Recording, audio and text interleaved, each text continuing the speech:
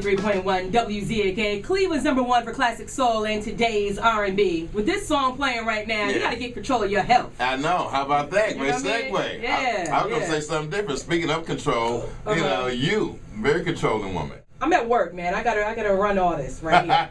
This studio right now, I gotta make sure it's on point. But you're right. We do have to get control of our health as well. And that's one of the reasons why you're here with the American Heart Association. Their big event that is going down tomorrow. The power to end stroke. Stroke is no joke. Tell us a little bit why and how you became an ambassador for the American Heart Association. Well, it happened a few years ago. I ended up doing a show, doing an event for American Heart Association, and to be honest with you, it was we just hit it off very well, you know. And my family was I had family members affected by stroke. My mom died of heart disease, and so I had personal things that I had gone through that I had to overcome, like most people, and that made it very personal for me.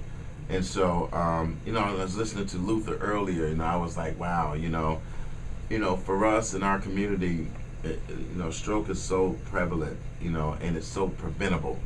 You know, it's so many things that and signs and early warning signs that we can if we detect them and we act upon them, we can save our lives, and we can save our loved ones' lives. Just being educated and being aware that, you know, a numb arm or feelings that you have of dizziness, don't self remedy yourself or self diagnose yourself. You know, those might be early signs of stroke. So I got involved with it because it was close to my heart, and the people that I ended up working with were very passionate about it. So it's like it's nothing I won't do for them at this point.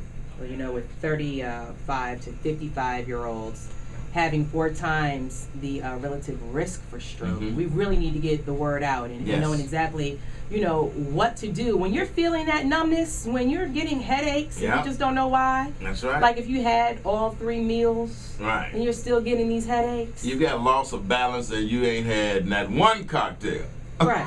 That might be a good indication that something is going to awry here. Right. And it's important, though. You're right. You know, those different signs and severe headaches with no cause, and trouble speaking, or you have trouble seeing in one eye or both of your eyes. The thing is that, you know, when the early detection and knowing the signs and doing something about it, because time loss really is brain loss. You know, you think about how long Luther survived after that stroke. Just think about if he had got those symptoms, know those symptoms, and went and did something about it, he may still be with us to this day. Right. You know, he really could be. Absolutely. So it's a very important thing, and so tomorrow we have a Strokes No Joke luncheon at 11 a.m. to 2 p.m. at Lander Haven. And that's a great place when you ain't got to have an address. You just got a name. Meet me at the Lander Haven. Everybody know what that is. If you couldn't make it to the royal wedding today, then please meet us at Lander Haven tomorrow for the Strokes No Joke luncheon. And we always have a great time, and it's always about raising awareness and making sure that people really know how important, and that you can make an impact, you can make a difference.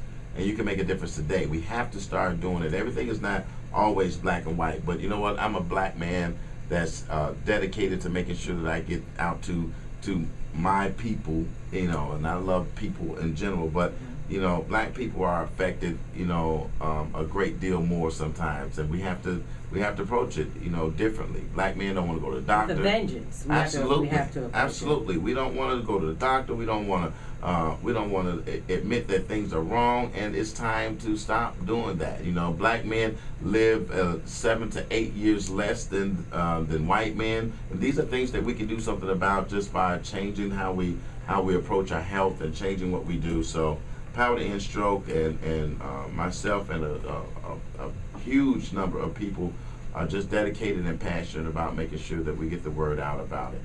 Now you're hearing the voice of George Wilborn, and I know you're a little off. You're thinking that, oh, I can leave work in a couple of hours. No. It's 12:34 for real, y'all. Okay. You'll hear him again. You'll hear him again during the Michael Basiden show at 3 o'clock. Is that late? And it's Friday, too? Right.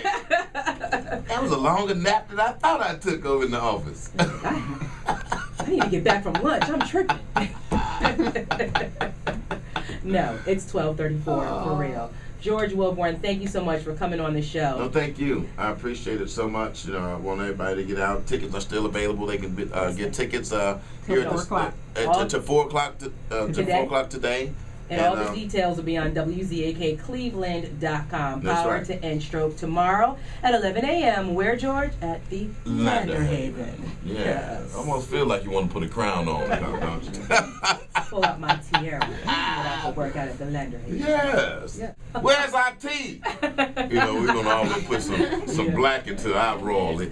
Hey, where's our tea? No, man. I'm not going to ask for the Earl Grey. I want the black tea. Where's my tea? Thanks, George. Thank you, baby.